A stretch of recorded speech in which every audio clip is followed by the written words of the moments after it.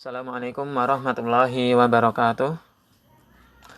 Pada pertemuan kali ini, kita akan masuk di pokok bahasan yang baru, yakni statistika, materi matematika wajib kelas 12, kurikulum 2013. Baik, langsung kita masuk di peta konsep statistika. Kira-kira apa aja yang akan kita pelajari di materi statistika ini? Jadi statistika ini mempelajari tentang pengumpulan data, penyajian data, dan pengolahan data. Untuk pertemuan pada kali ini, kita akan membahas mengenai pengumpulan data dengan penyajian data. Nah, kemudian yang perlu kalian ketahui, untuk materi statistika, ini nanti banyak sekali hitung-hitungan dan juga rumus yang harus kalian pelajari di materi bagian pengolahan data, yakni mengenai ukuran statistika. Jadi kita bahas sedikit demi sedikit terlebih dahulu. Langsung kita masuk di pengertian statistika. Apa itu statistika? Di statistika adalah salah satu cabang matematika itu yang mempelajari tentang cara pengumpulan data, penyajian data, pengolahan, dan cara menganalisis data agar data tersebut dapat dipahami dengan jelas dan kemudian dapat digunakan untuk menarik suatu kesimpulan. Jadi banyak dalam kehidupan kita sehari-hari ini berkaitan dengan statistika. Nah, kemudian bagaimana cara mengumpulkan data? Di statistika ini banyak berkaitan dengan data-data nantinya. Nah, kemudian yang B, pengumpulan data. Menurut sifatnya, data ini dibagi menjadi dua, yaitu ada data kuantitatif dengan data kualitatif. Kemudian apa itu data kuantitatif? Yakni data yang diperoleh dari hasil pengukuran atau perhitungan. Kemudian datanya itu biasanya berbentuk angka. Untuk contoh, ada data tinggi badan, itu pasti berbentuk angka. Data berat badan, banyak anak dalam keluarga, dan lain-lain. Jadi kalau datanya berbentuk angka itu masuk data kuantitatif. Lain halnya dengan yang kedua, ada data kualitatif, yakni data yang menyatakan keadaan, ciri-ciri, sifat atau gambaran objek. Dan biasanya data itu berbentuk bukan bilangan atau bukan angka. Contohnya jenis kelamin. Itu pasti datanya nanti antara perempuan dengan laki-laki. Data makanan favorit. Itu nanti biasanya datanya berbentuk makanan, bisa bakso, mie ayam, dan lain-lain. Data hobi, data warna kulit, dan lain-lain. Nah, kemudian bagaimana cara kita mengumpulkan data? Itu bisa kita pakai wawancara dengan orang yang bersangkutan, atau bisa memakai angket, bisa juga kita memakai observasi atau pengamatan, bisa juga kita memakai sensus, dan ini yang sering dipakai di sekolah, yakni kalau kita ingin memperoleh data hasil ulangan siswa, itu kita memakai tes. Nah, sekarang kita lanjut yang C. Jadi setelah tadi data kita kumpul, sekarang datanya kita sajikan. Nah, bagaimana cara penyajian data? Ini ada dua cara. Yakni yang pertama bisa kita menggunakan diagram, kemudian nanti yang kedua bisa kita menggunakan tabel. Untuk menggunakan diagram, ini bisa kita sajikan data tersebut dengan 3 diagram, yakni bisa memakai diagram batang, diagram garis, atau diagram lingkaran. Nah, sekarang kita lihat contoh soal agar kalian lebih paham. Ada tabel data makanan favorit kelas 12 di kantin SMA Negeri 6 Oku, yakni sebagai berikut.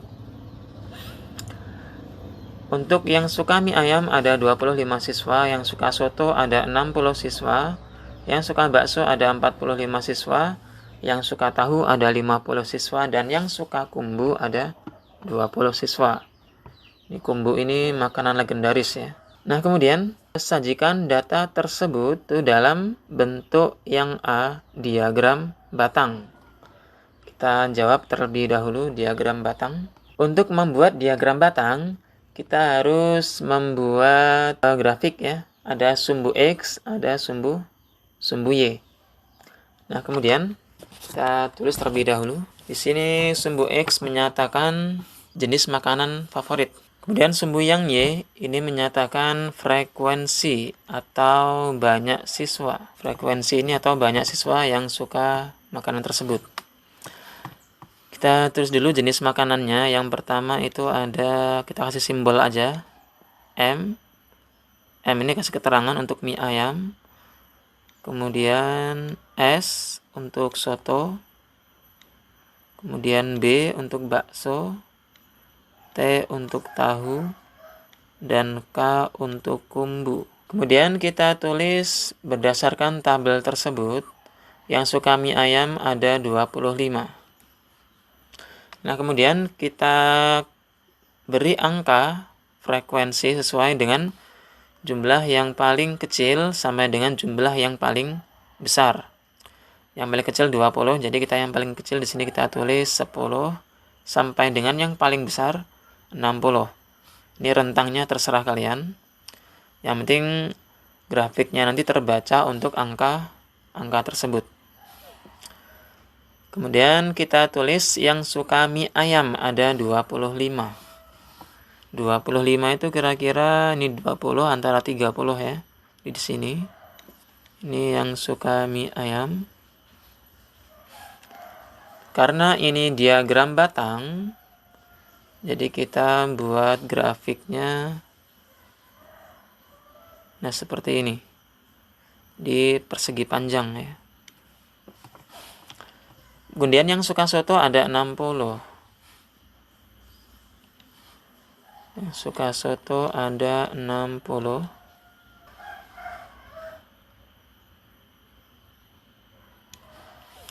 Yang suka bakso ada 45.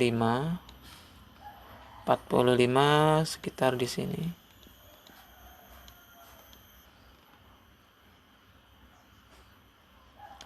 Kemudian yang suka tahu itu ada 50.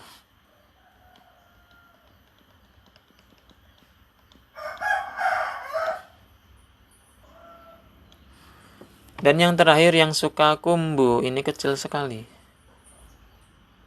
Ada 20.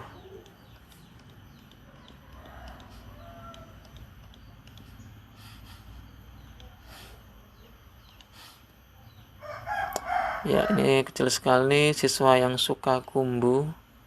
Padahal sangat banyak mengandung protein. Nah, kemudian sudah jadi diagram batang kita. Jadi seperti inilah jika tabel ini disajikan dalam bentuk diagram batang. Saya yakin kalian paham ya. Kita lanjut yang B. Yang B kita sajikan data dengan diagram garis. Jadi kuncinya masih sama. Kita buat grafiknya terlebih dahulu. Sini kasih keterangan untuk M, S, B, T, kemudian K. Di sini jenis makanan. Di sini frekuensi atau banyak siswa. Tulis sekarang. Yang suka mie ayam ada 25. Ya, jadi kita kasih titik hampir sama dengan diagram batang. Yang suka soto ada 60. Anggap aja ini lurus ya. Yang suka bakso ada 45. Nanti kalau kalian menulis di buku tulis pakai penggaris biar lebih rapi. Kemudian yang suka tahu ada 50. Dan yang terakhir yang suka kumbu ada 20. Nah, kemudian apa bedanya dengan diagram batang? Jadi kalau diagram garis, ini langkah terakhir kita hubungkan titik ke titiknya dengan garis. Ya, seperti ini. Ya, jadi inilah penyajian data dari tabel kita sajikan dalam bentuk diagram garis. Kemudian yang terakhir penyajian data menggunakan diagram lingkaran. Jadi data makanan favorit ini kita sajikan dalam bentuk diagram lingkaran. Di langkah yang pertama tentunya kita buat lingkarannya terlebih dahulu. Kemudian kita buat tabel. Ini berdasarkan tabel tersebut, kita buat jenis makanannya, ada mie ayam, soto, dan seterusnya. Kemudian karena ini lingkaran, jadi kita harus tahu berapa derajatkah yang suka mie ayam, berapa derajatkah sudutnya, ini maksudnya ya, yang suka soto, berapakah sudut yang suka bakso, dan seterusnya. Kemudian untuk mempermudah dalam membacanya, kita juga harus memberikan persentase. Berapa persenkah siswa yang suka mie ayam, berapa persen siswa yang suka soto, dan seterusnya. Nah, sekarang bagaimana caranya? Ini caranya untuk menghitung berapa sudut untuk mie ayam. Ini kita tulis siswa yang suka mie ayam ada 25. Kemudian cara menghitungnya, 25 dibagi dengan banyak siswa. Kita jumlahkan. 25 tambah 60 tambah 45 ditambah 50 ditambah 20. Ada berapa? Ada 200. Jadi 25 dibagi 200 dikali dengan jumlah sudut dalam satu lingkaran. Itu ada berapa derajat? 360 derajat. Dah, tinggal kita hitung. 25 dikali 360 dibagi dengan 200. Sama dengan berapa derajat? 45 derajat. Dan seterusnya sampai dengan selesai. Sekarang yang soto. 60 per 200 dikali 360 derajat sama dengan 108 derajat. Bakso 45 dibagi 200 dikali 360 derajat sama dengan 81 derajat. Yang suka tahu ada 50 dibagi 200 dikali 360 derajat sama dengan 90 derajat. Yang suka kumbu itu ada 20 dibagi 200 dikali 360 derajat sama dengan 36 derajat. Nah, sekarang sudutnya kita masukkan dalam lingkaran ini. Di sini adalah titik tengah lingkaran. Yang suka mie ayam ada 45 derajat. 45 itu kira-kira kalau di sini kita bagi 4, 90, berarti 45 ini separuhnya. Nah, ini bagi yang suka mie ayam. Untuk lebih pasnya kalian gunakan busur ketika menggambar ya. Yang kita cari yang gampang dulu sudutnya. Yang suka tahu ada 90. Berarti pas ini 90, ini sudut siku-siku. Ini bagi yang suka tahu. Kemudian yang suka soto ada 108. Kalau di sini 90, berarti 108 ini lebih sedikit ya. 90 lebih 18 derajat. Jadi yang suka soto ada 108 derajat. Kemudian yang suka bakso ada 81. 81 berarti kurang dari 90. Nah, kira-kira di sini. Ini yang suka bakso, berarti sisanya ini yang suka kumbu, 36 derajat. Nah, kemudian ini untuk lebih mudah dalam membaca, kita tambahi persentase dari jenis makanan favorit tersebut. Nah, kita tulis yang pertama untuk mie ayam. Jadi untuk membuat persentase caranya masih sama. Di 25 dibagi 200. Kalau untuk membuat sudut dikali dengan 360 derajat. Kalau untuk membuat persentase dikalikan dengan 100%. Jadi sama dengan 25 bagi 200 dikali 100, 12,5%. Yang suka soto, 60 dibagi 200 dikali dengan 100. Tinggal coret aja, 60 dibagi 2, 30%. 45 dibagi 200 dikali 100. Coret 45 dibagi 2, 22,5%. Dikasih keterangan untuk B, K, M, T, S. Jadi B maksudnya bakso, K maksudnya kumbu, M itu mie ayam, T tahu, S soto. Ini untuk materi penyajian data yang menggunakan diagram. Sudah kita bahas. Nah, sekarang untuk yang kedua mengenai penyajian data, yakni menggunakan tabel.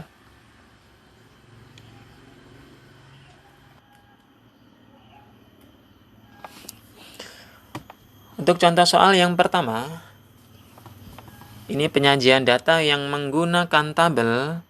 Ini ada tabel data, tabel daftar distribusi frekuensi data tunggal. Kita bahas untuk contoh soal yang pertama. Diketahui nilai ulangan harian matematika dari 30 siswa kelas 12 di SMA Negeri 6 Oku sebagai berikut. Ini nilai ulangan hariannya. Kemudian yang ditanya, buatlah atau sajikan dalam tabel daftar distribusi frekuensi atau disingkat DDF ya. Kita jawab. Untuk menjawabnya kita memerlukan tabel. Kita buat nomor, kemudian nilai ulangan harian. Kita mulai dari yang paling kecil. Yang paling kecil adalah 30. Dan berakhir dengan yang paling besar. Itu ada 90. Kemudian kita perlu yang namanya turus. Apa itu turus? Itu yang bisa dipakai ketika pemilu ya. Jadi kalau ada yang dapat nilai 30 itu 1, berarti kita kasih angka 1 dan seterusnya. Kemudian frekuensi atau banyak siswa. Jadi maksudnya agar tabel ini mudah bagi yang ingin membacanya, maka kita sajikan dalam daftar distribusi frekuensi data tunggal. Nah, sekarang kita mulai. Untuk yang mendapat nilai 30, kita lihat ada 1, kemudian 2, ada 2. Jadi banyak siswa ada 2. Yang memperoleh nilai 40, 1, 2, 3. Di 1 ada 3. Yang memperoleh nilai 50, 1, 2, 3, 4, 5. Jadi biasa kalau dalam pemilu, ini kalau sudah 4, 5-nya dicoret. Nah, kemudian yang mendapatkan nilai 60, 1, 2, 3, 4, 5, 6. Jadi ada 6. Yang memperoleh nilai 70 ada 1, 2, 3, 4, 4, 5, 6. Ada 6 juga. yang beroleh nilai 80. 1, 2, 3, 4, 5, 6. Dan yang terakhir yang memperoleh nilai 90. Ada 2, sedikit sekali ya. Kemudian kalau dijumlahkan ini hasilnya harusnya 30 ya. 2 tambah 3, 5, 5 tambah 5, 10, 16, 22, 28, pas 30. Jadi cara membaca daftar distribusi frekuensi ini lebih jelas daripada kita membaca tabel yang ini ya. Jadi demikian yang dapat disampaikan. Untuk pertemuan selanjutnya kita masuk di materi daftar distribusi frekuensi data kelompok. Jadi semoga bermanfaat. Billahi taufiq wal hidayah. Wassalamualaikum warahmatullahi wabarakatuh.